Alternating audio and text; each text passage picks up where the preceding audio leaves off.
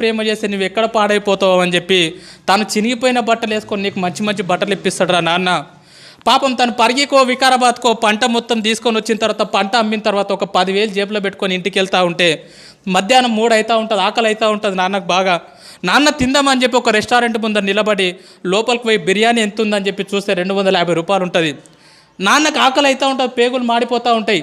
అరే నేను ఈ పూట 250 రూపాయలు పెట్టి బిర్యానీ తింటే నా ఒక్కరి కడుపు నిండుతుంది, అదే ఇంటికి ఏమన్నా తీసుకుపోయినా అనుకో నా పిల్లలు కూడా హ్యాపీగా తింటారని చెప్పి తన కడుపు మార్చుకొని ఇంటికి మీ నాన్న వస్తాడు బాస్.